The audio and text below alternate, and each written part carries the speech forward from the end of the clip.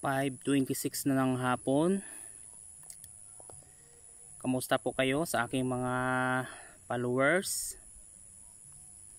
Bali katatapos ko lang po magtrabaho, kaya po ako ay nagpahinga para mamaya ay uuwi na sa bahay. Sobrang init talaga kanina.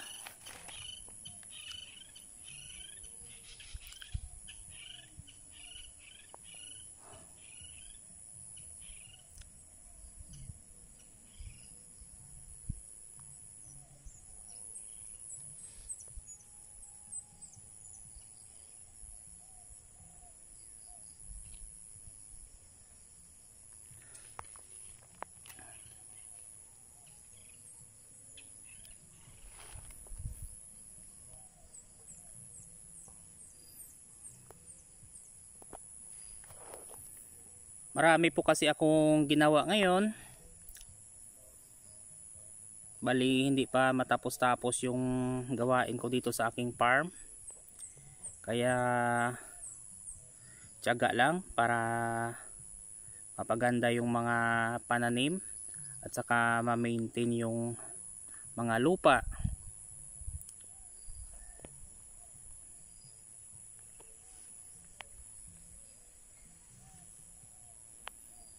Ito guys, mayroong bunga. Pag spray ko kasi ng foliar dito, yung pampabulaklak na foliar ay inulan kasi ng gabi. Kaya medyo mahina yung epekto.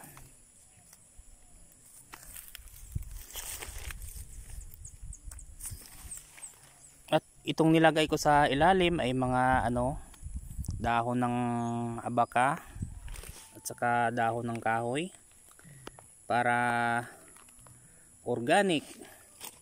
Bali ito na yung kanilang fertilizer para sila ay stable na mataba. Medyo pumayat nga dahil sa matagal na ulan. Yung kalamansi kasi ay hindi po hiyang sa sa panahon ng tag-ulan.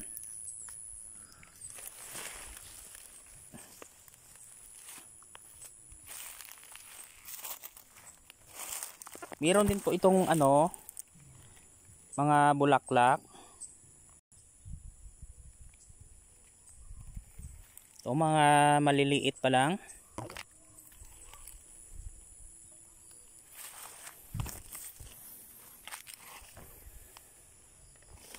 Yan, kung makikita nyo ay puro organic yung ginawa ko. Tag-init na kasi kaya kailangan na yung mga bulok na balat ng abaka tsaka yung puno ng saging. Ito mayroong bunga. Bali naharbisan ko na po ito nakaraang linggo at mayroon na namang bulaklak. Panibago na namang bulaklak. Bali medyo matagal yung pagkaroon ng bulaklak pag spray ko ng pampabulaklak na foliar dahil po sa tuloy-tuloy na pag-ulan.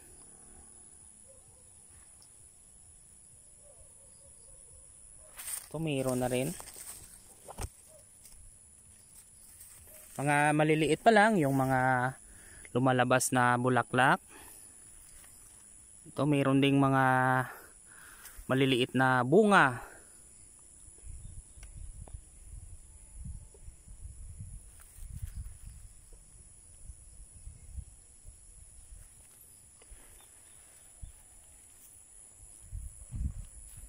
Organic talaga. Para hindi ako bibili ng fertilizer ay ito po yung ginawa ko.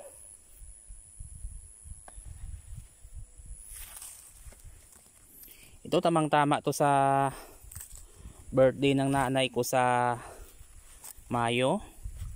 Tamang-tama, malaki na po ito. Itong mga maliliit na bunga.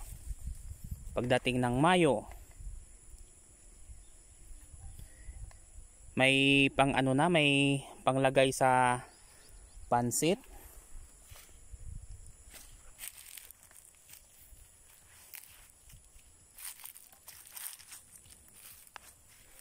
Ito mayroon na ring bulaklak. Ito ay epekto ng pag-spray ko ng pulyar. At mayroon ng ano, hinog na bunga.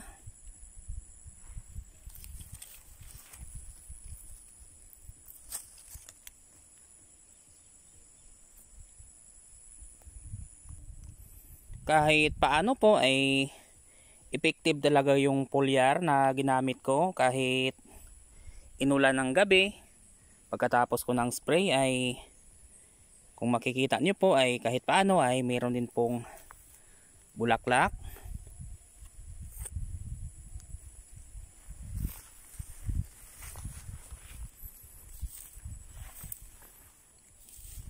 Ito ay wala pa. Bali, katatapos ko lang nito kahapon mag-spray ng para sa uod, sa mga insecticide kasi kinakain yung ano, yung dahon. Kaya maraming sira.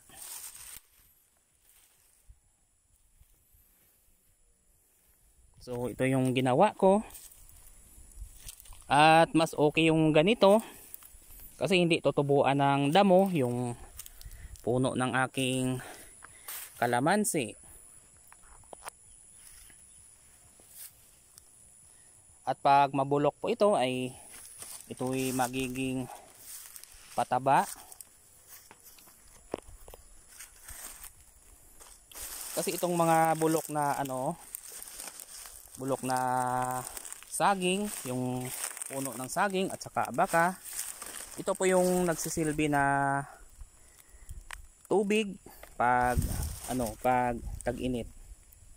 Ito maraming bunga at marami na ring bulaklak.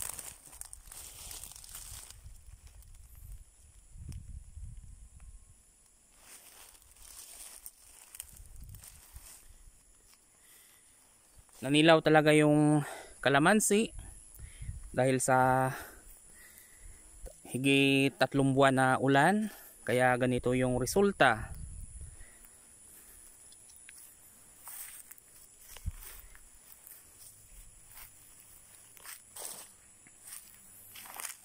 Marami pa talaga yung aking trabahuhin para makuha itong mga masukal, para ma-maintain ko yung mga niyog para magkaroon ng bunga.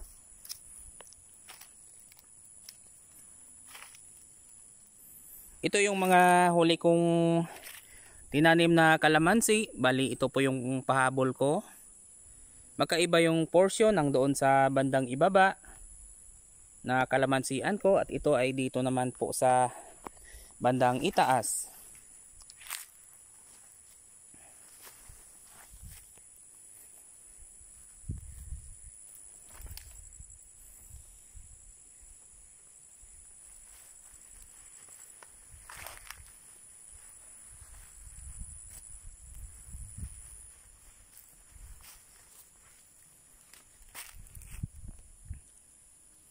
Ito marami pang natira na tatabasin.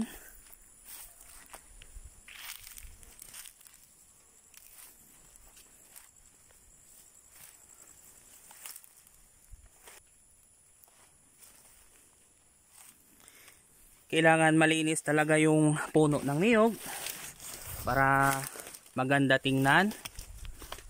At saka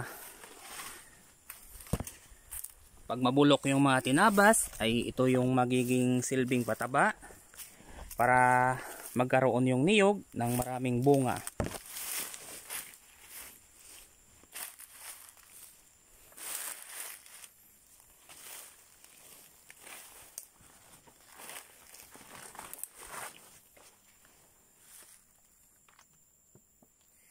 Bali sa boundary po ito ng sapa. Ito yung ginawa ko kanina. At hindi pa ako nakatapos doon sa itaas kasi nga kulang na yung oras kasi madilim na, kaya sa susunod naman. Bali nagpahabol ako ng tanim na niyog. Kahit medyo matagal magbunga, kahit 7 years bago magbunga, at least kahit paano ay mayroong paparating na produkto.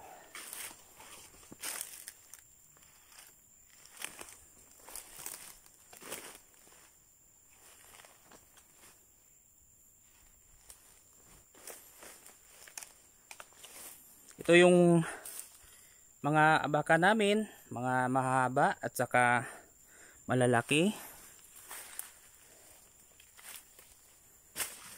At saka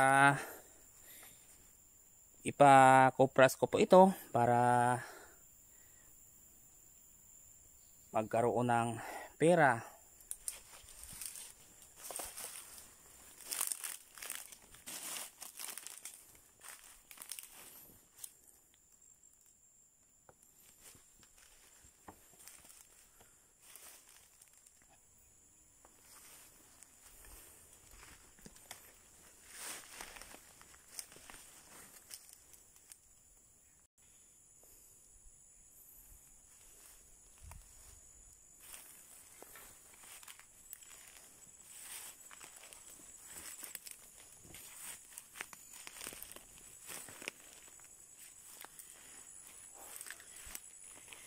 Dito na ako sa bandang itaas. Parang nanghina na ako guys. Kasi sa sobrang napakainit kanina. Grabing pawis yung lumabas sa katawan ko.